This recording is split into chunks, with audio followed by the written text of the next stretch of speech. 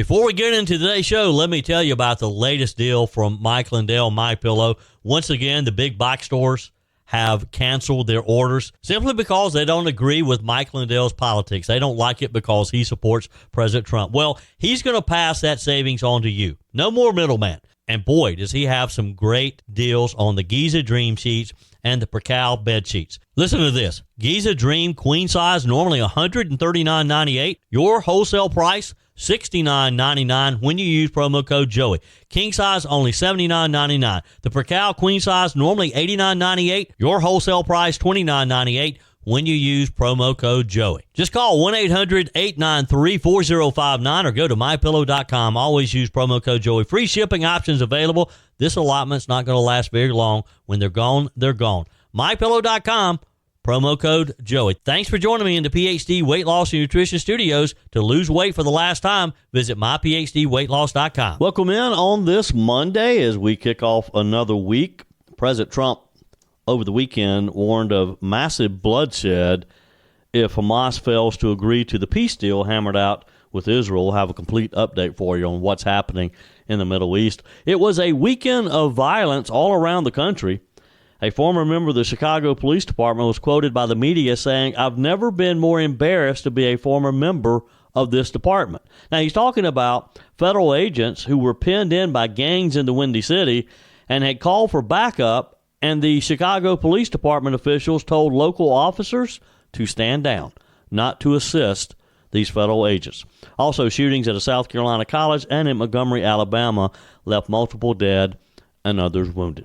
I told you we'd be back. And ye shall know the truth, and the truth shall make you free. It's Joey Hudson. I wanted to name it the Joey Hudson bill, but you know they don't allow you to put names on bills. But I wanted to call it the Joey Hudson bill because I know that one's been near and dear to you for a number of years. That's how it's done. Let your voice be heard. And the truth shall set you free. Here's Joey Hudson. Returning to the White House late afternoon yesterday, President Trump says that progress is being made toward a historic peace deal to end the war in Gaza. Deadline for Hamas to release the hostages. Yeah, we're going to very quickly. We had some very good meetings. The countries of the world, a lot of the countries surrounding Israel, frankly, Muslim, Arab, and many others have had great meetings with Hamas, and it looks like it's working. So we'll wait for a little while, see how it all turns out. Now, yesterday afternoon, just before the 6 p.m. deadline, the president took to Truth Social, announcing what he called very positive discussions with Hamas and leaders from across the Arab and Muslim world, all working towards a deal to release the hostages and to end the war and finally achieve long-sought peace in the Middle East. Trump says those talks are proceeding rapidly, although the deadline was not met last night. With technical teams meeting today in Egypt to finalize details, he said. He told reporters later in the evening that the first phase of this peace plan could be completed this week. He emphasized time is of the essence, warning that if Hamas fails to act, massive bloodshed will follow, something nobody wants to see. Now, this peace initiative, it was unveiled a few weeks ago, lays out a 20-point plan. It calls for Israel to end its military operations in Gaza, Hamas to fully disarm, and for Gaza's reconstruction under a Palestinian governing body overseen by a U.S.-led international coalition. Israeli Prime Minister Benjamin Netanyahu has reportedly agreed to all of the terms. President Trump in his post stressed that this is Hamas's last chance. He wrote, "If this agreement is not reached, all hell, like no other has seen before, will break out against Hamas." He added, "There will be peace in the Middle East, one way or the other." Now, folks, if this deal holds, and I believe that it will be one of the most consequential peace breakthroughs in my lifetime, at least, in modern history.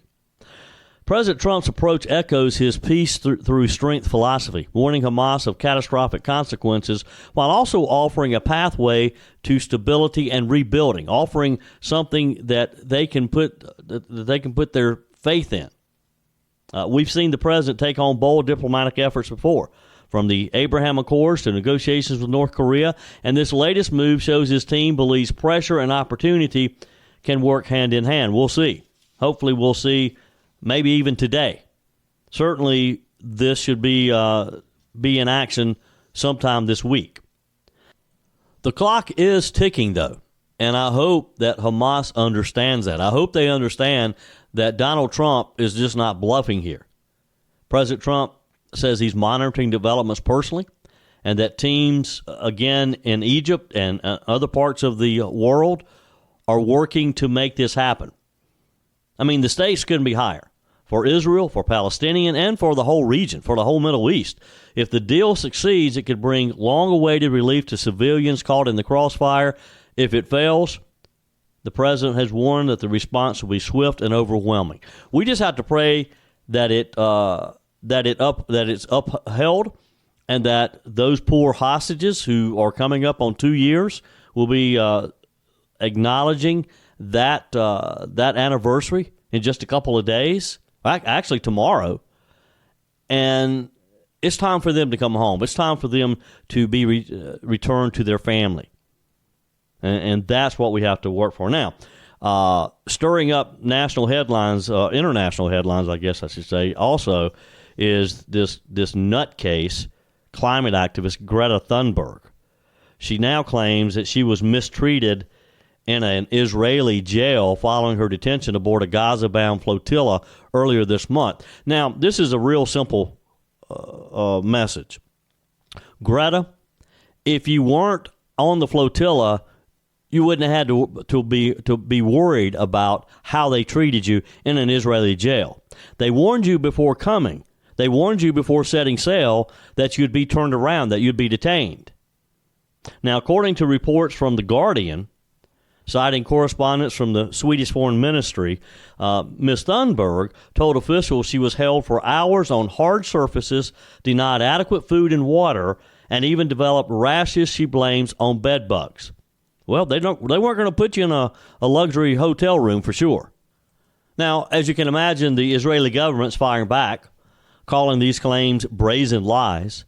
Israeli Foreign Ministry spokesperson said last night that all detainees' rights were fully upheld and that Thunberg never made any formal complaint while in custody.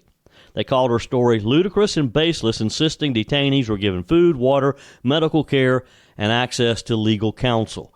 In fact, court documents from an October 5th hearing show that Thunberg requested deportation back to Sweden, but did not mention any mistreatment during her testimony. Look, this young lady, from the time she was, when did she start this? When she was about 11 or so? When she made that impassioned speech that got her worldwide recognition? Now she just craves the attention. She craves the attention that the left and the media gives her. Thunberg was among roughly 450 activists, remember, detained after Israel's Navy intercepted the so-called global Sumud flotilla, a 42-boat convoy that left Turkey October the 1st, attempting to breach Israel's maritime blockade of Gaza. Now, how stupid is it to think you're going to do that? How stupid is it to think that Israel's just going to let you float right through? The group claimed it was delivering symbolic aid, but Israel saw it differently. National Security Minister Ben Gvir said the flotilla participants were supporters of terrorism, adding he was proud they experienced the same conditions as terrorist detainees. Also, Israeli officials released additional details of the whole affair, saying that one Spanish detainee even bit a female medical worker at the prison they were being held in, underscoring what they described as chaotic behavior among the group.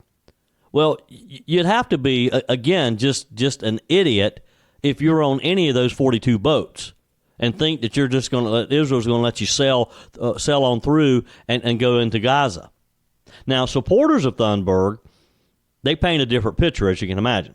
One Turkish journalist detained alongside her alleged that Israeli guards dragged Greta by her hair, beat her, and even forced her to kiss the Israeli flag, claims that Israel flatly denies.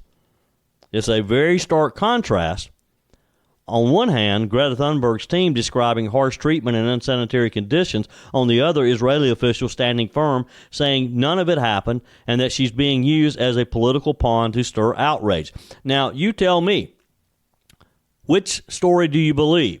Do you believe Greta Thunberg's, or do you believe the Israeli officials?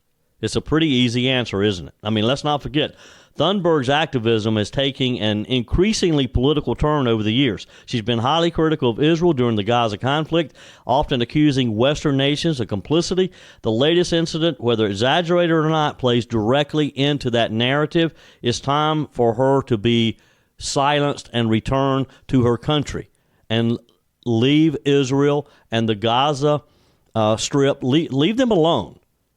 You know, we're about to get a deal worked out to where the hostages are freed and we can have peace and they can start rebuilding. They don't need Greta Thunberg's help. Let's be honest, those summer vacations and backyard barbecues added some extra pounds, right? But instead of feeling guilty or falling further behind, it's time to reset, drop the weight, and get back in control. The solution isn't a shot. Real lasting weight loss starts with your mind, not your mouth. At PhD Weight Loss, Dr. Ashley Lucas and her team help you uncover the real reasons behind your weight gain so that you can reprogram the way you think about food forever. PhD clients lose up to a third of their body weight without ever taking a drug. I know because I lost 33 pounds with PhD weight loss. Through real food, behavioral coaching, and proven science, your body can become a natural fat-burning machine. Why risk spending thousands on shots that strip away muscle, come with dangerous side effects, and leave most people regaining 60% of the weight within a year? With PhD, you'll activate your body's natural appetite control, burn fat safely, and stay in control. Even if you're already on Ozempic, PhD can help you transition off while still losing weight. Take the first step today. Call 864-644-1900 or visit myphdweightloss.com.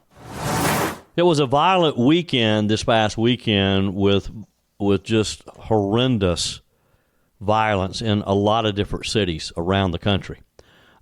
Breaking news out of Chicago, that's just hard to believe, raising some serious questions about their local leadership, their law enforcement cooperation, and just general public safety. In Chicago, I don't think I'd want to live in Chicago right now. I've never wanted to live there to begin with, but especially now. So here's what happened. Over the weekend, more chaos erupted when federal ICE and Border Patrol agents were reportedly rammed and surrounded by protesters on the southwest side of Chicago. Now think about that for a minute. These thugs literally rammed their vehicles into the vehicles of ICE and Border Patrol agents. This wasn't a small skirmish. Law enforcement sources said there were 10 vehicles boxed in the federal agents, and one of the suspects was armed with a semi-automatic weapon. Agents say they were trapped and forced to fire defensive shots. Now, here's where it gets very troubling. Fox News obtained internal dispatch messages that they reported on showing Chicago police officers were ordered not to respond. Who issued this order? Their own chief of patrol. The message, verified by multiple sources, said this: no units will respond. Caller is one of approximately 30 armed patrol agents, ICE, who are being surrounded by a large crowd. Now let that sink in. Federal agents boxed in by an angry mob asking for backup, and Chicago PD told to stand down by their superiors. Who does that? What local police department would not assist fellow officers? I don't care what your political beliefs are, what your feelings are on the border and on deportation. But if you have a fellow officer who needs your help, are you going to stand by and let a bunch of thugs potentially kill those officers? The official Chicago Police Department statement tells a different story. The department claimed officers were on scene to maintain safety and traffic patrol, but two longtime Chicago police sources telling Fox, and Fox reporting it, that's flat out false, basically calling the CPD a bunch of liars. One called it they're covering their behinds. Another said they were en route and pulled off the call after being ordered to stand down. They're furious one veteran told Fox. I've never been more embarrassed to be a former member of the Chicago Police Department, he said. Now, according to the Department of Homeland Security, the suspect, Miramar Martinez, a U.S. citizen, allegedly posted online calling for violence against ICE, saying, and this is a quote, "Hey to all my gang, let's F those MFs up." She reportedly drove herself to the hospital after being shot. Another suspect, Anthony Ian Santos Ruiz, has been arrested for ramming a federal vehicle. Finally. Federal officials are calling this domestic terrorism, as they should, and that's what it is. Domestic terrorism, and it should be treated as such. And look, if they're Chicago police officers who would not help these federal agents, they should be charged with aiding and abetting. Am I off base here? Text me, email me, joe@joeyhudson.com. Leave me a message on the MyPillow message line, 864-477-JOEY, 864-477-5639. Always use promo code Joey when you go to mypillow.com to get the very best deal that you can possibly get. For example, the 6-piece towel set that's on sale right now, normally $69.98. When you use promo code Joey, it's only $39.98. You're going to love the towels. They're the most soft, the most absorbent towels you will ever own. So go to mypillow.com, use promo code Joey to get a great deal. And again, leave me a message on the MyPillow message line on what you think. Am I off base when I say that a police officer who does not help assist a federal officer who is being literally detained like this by a bunch of thugs, if you stand by and let it happen, are you not aiding and abetting federal authorities? It is domestic terrorism. The U.S. Attorney's Office released a statement saying, "We will investigate and prosecute all those who assault or obstruct federal law enforcement, including public officials, to the full extent of the law." So maybe they are. Meanwhile, Illinois Governor J.B. Pritzker, who is accusing the Trump administration of aggression against Illinois citizens, that's right. The governor is blaming the feds, not the mob that were surrounding the federal officers. And keep in mind, Chicago is a sanctuary city. So that kind of explains some of this. ICE recently launched Operation Midway Blitz, targeting criminal illegal aliens who flock there because of their sanctuary policies. Federal officials say that these violent protests are a direct result of local leaders protecting illegals while undermining federal law enforcement and federal laws. Folks, this is what happens when politics gets in the way of public safety. You got federal agents under attack, armed mobs in the street, and local police told to stand down. That's not just dangerous, it's dereliction of duty. We're seeing this play out across America now. Local leaders defying federal law, refusing to cooperate, and emboldening chaos because they hate Donald Trump, because they disagree with his policy on deportation, on securing the border. They don't care that the American people elected Donald Trump last year to do just this. The bottom line is, our men and women in law enforcement, whether ICE, Border Patrol, local police, they need support, not politics. Don't drag law enforcement into the politics. You can't ask them to risk their lives 1 minute and then hang them out to dry the next. You agree? Text me, email me, joey@joeyhudson.com. I'm sorry that today is focused on so much violence. I do actually have a nice positive story I'm going to share with you before the end of the show. Sadly, Chicago was not the only city to have violence over the weekend. Sad news out of Orangeburg, South Carolina, where a night of homecoming celebration turned to tragedy at South Carolina State University. Saturday night, during what should have been a weekend full of pride, community, and South Carolina State Bulldog spirit, gunfire erupted not once, but twice, 2 different instances of gunfire on this campus. Now, according to university officials, the first shooting happened near the Eugene Suites student housing complex. And then a second shooting followed soon after, though investigators haven't yet said where or when. You may have gotten the news alert Saturday night that the campus was on lockdown. That was our first indication that something had gone badly wrong. And as of yesterday, It remains secured, accessible only to students, staff, and law enforcement. And now we've learned the devastating news. One young woman is dead. 2 others were injured. The victim has been identified as 19-year-old Jalea Butler from Saluda, South Carolina, and she wasn't even a student at South Carolina State College. She wasn't even a student. She was a visitor there for the weekend's homecoming festivities. According to the report, she was rushed to MUSC Health Orangeburg, where sadly she was pronounced dead. Another young man was airlifted to a trauma center after being shot. His condition hasn't been updated. A third person, another visitor, was injured while running from the gunfire. Again, none of the 3 victims were students. University President Alexander Conyers called the violence senseless, saying, quote, "We extend our deepest condolences to the family and loved ones of the young woman who lost her life. We're cooperating fully with law enforcement." Classes are canceled today. All homecoming events were called off, and the campus, again, remained closed to outsiders. Parents, by the way, if you have someone there, parents or family can check on their loved ones by calling the school's public safety line at 803-536-7188. The South Carolina Law Enforcement Division has taken over the investigation. No arrest yet, no word on suspects, no clear motive. Again, officials say that they had prepared for a safe weekend.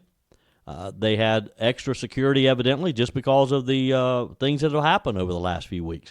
They were working with SLED, Orangeburg Police, the Sheriff's Office in Orangeburg County, and other agencies. They had added extra officers. They had controlled entry points and had enhanced monitoring. But even with those precautions, the violence still struck. And I think that's just kind of tells you that in any public space like this, regardless of how hard you try, it's not always going to be safe in today's climate. If there's someone wanting to cause chaos, if there's someone who's wanting to hurt others, unfortunately, quite often they can find a way to do it. They can find a way around all the security in the world. Counseling services, we're told, are being offered through the school's counseling and self-development center. As you can imagine, reaction from across the state and nation poured in. Senator Tim Scott saying homecoming is meant to be a time of celebration. My heart goes out to the Bulldog community. Congresswoman Nancy Mace called it heartbreaking and asked South Carolinians to pray for the victims and their families. Congressman James Clyburn, himself a South Carolina State alumnus, called it a horrific tragedy, saying the epidemic of gun violence continues to take too heavy a toll on our communities. This shooting, of course, comes just weeks after a false alarm at the University of South Carolina in Columbia, where panic was fueled by reports of gunfire. It turned out that the student did not even have a gun. But this is a reminder of just how fragile that sense of safety has become on our school campuses. It shouldn't be this way, but it's reality. Our universities should be safe havens, places where students and parents can send their kids to learn, a place of celebration, a place of community where kids can learn but have a good time and meet lifelong friends. No parent should have to get that phone call. No student should have to dive for cover during homecoming. It's just that simple. Again, we don't know the motive yet. We don't know the full story yet. But what we do know is that a young life was lost and a community is hurting. Let's pray for Jalea Butler's family, for the 2 others who are recovering, and for every student who now feels a little less safe returning to class, either on South Carolina State College or any other school around the country. And let's demand from our leaders, local police, state lawmakers, local county councilmen, work together to make campuses secure, not just with policies, but with presence, partnerships, and accountability. That's all that's ever going to work. Now, this wasn't the only shooting over the weekend.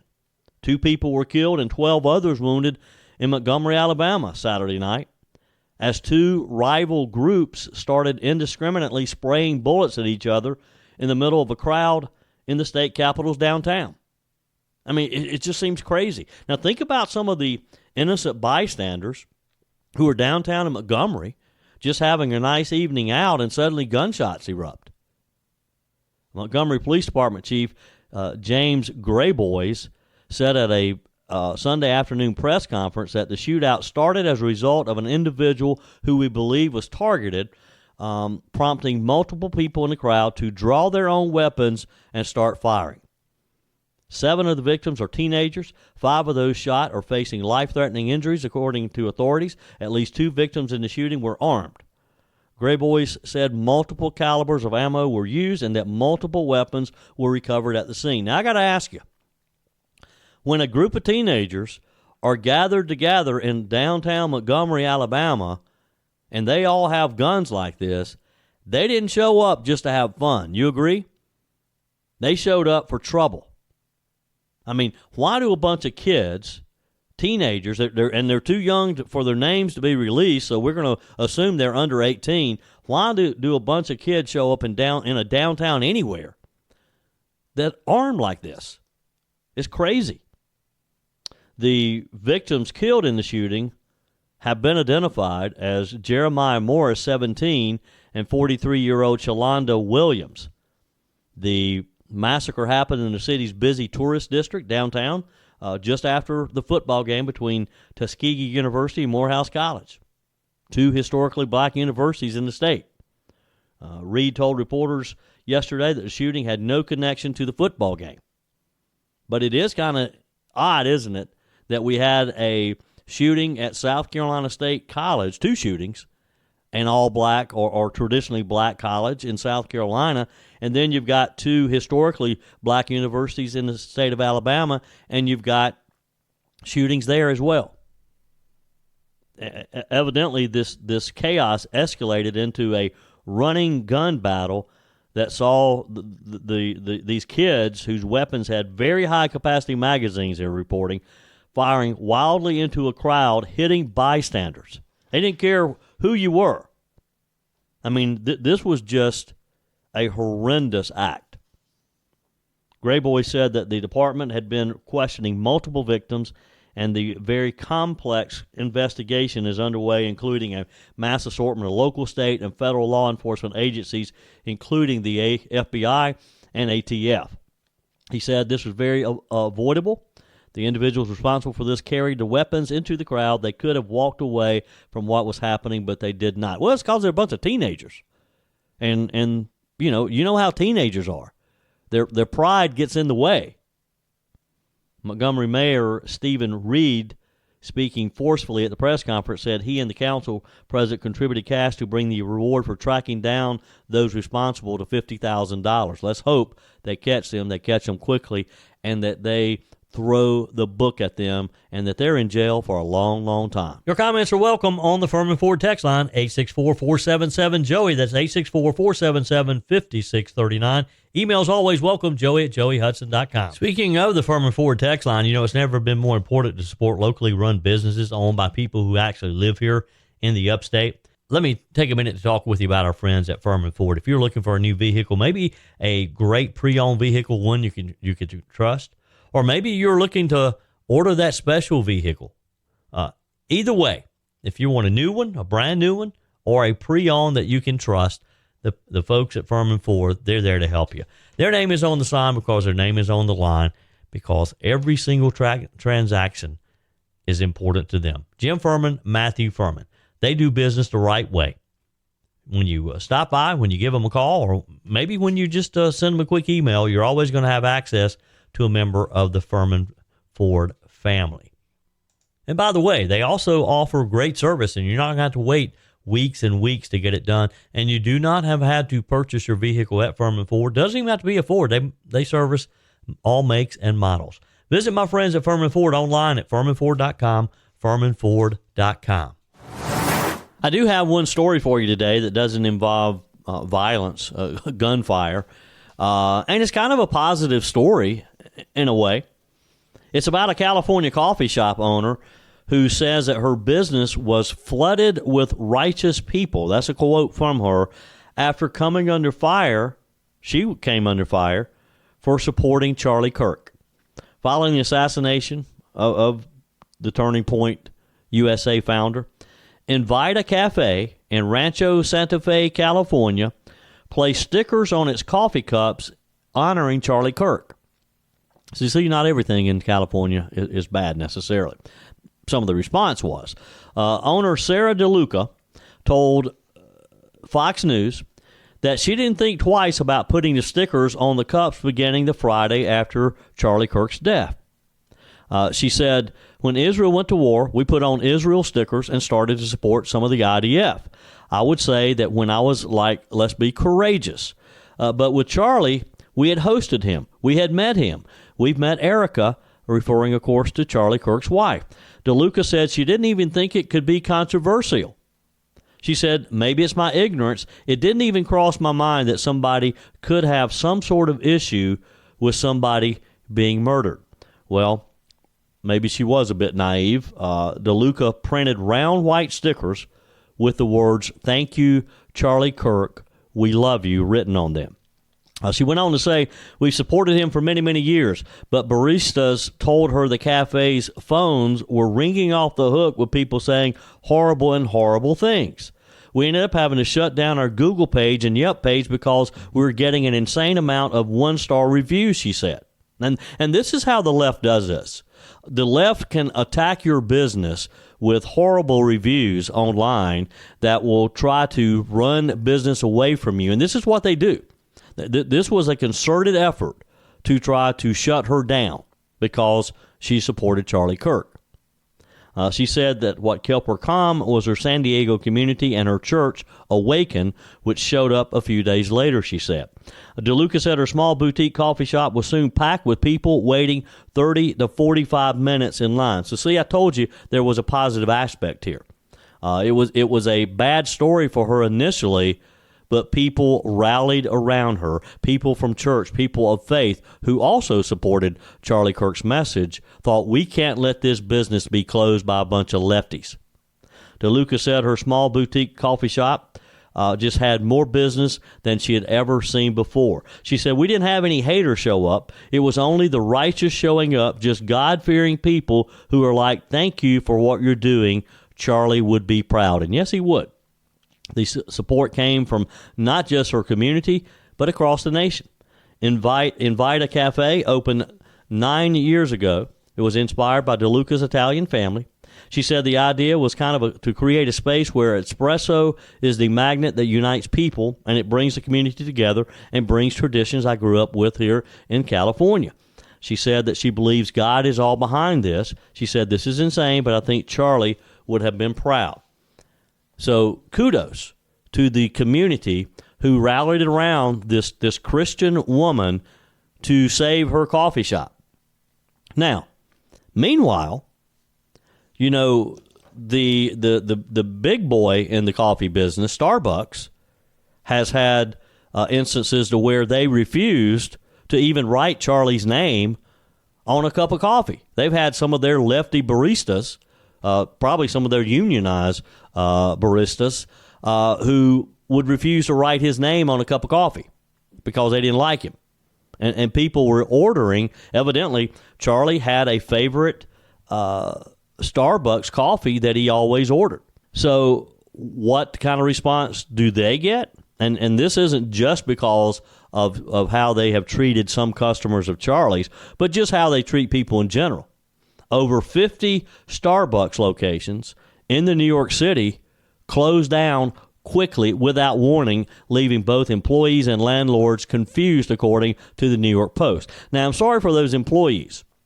Although if they were treating customers badly, they had it coming. I'm sorry for the landlords.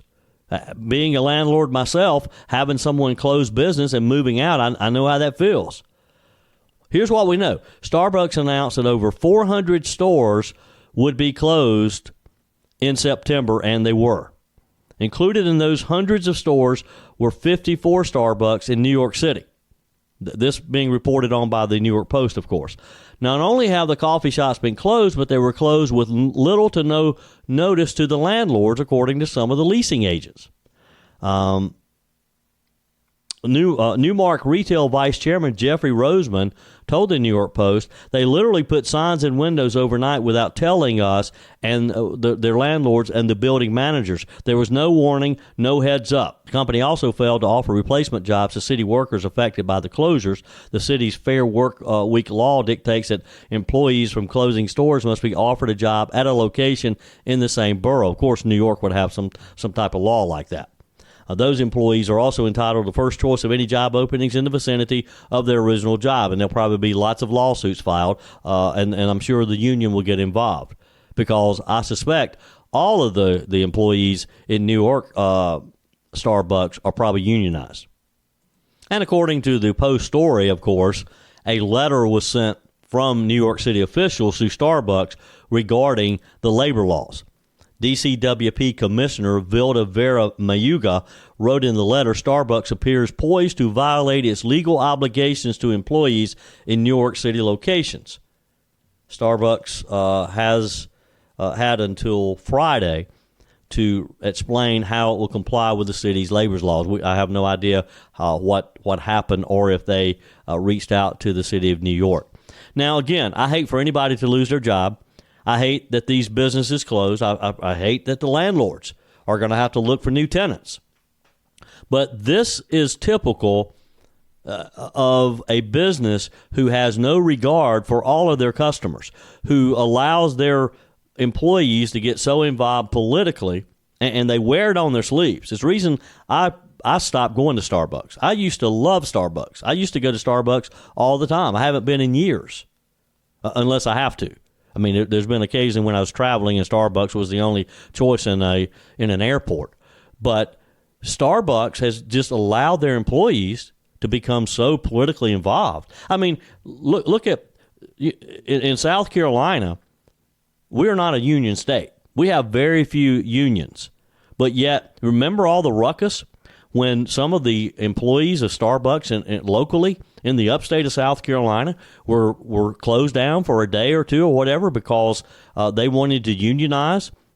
Yet some of the employees just wanted their job, and they didn't want to get involved in employee politics like they did. It was a mess, and some of the Starbucks are unionized now. And the ones that are unionized, if you are a Starbucks fan, you should stop going. You should just stop going to the union. Find one that's not unionized, because that's what's wrong with these Starbucks locations.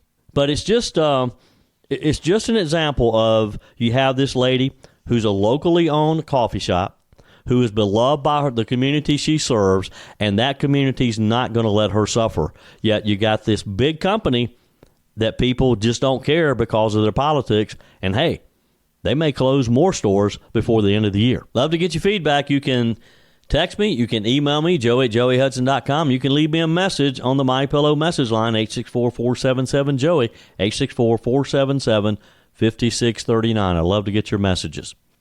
And let me know, am I off base on Starbucks?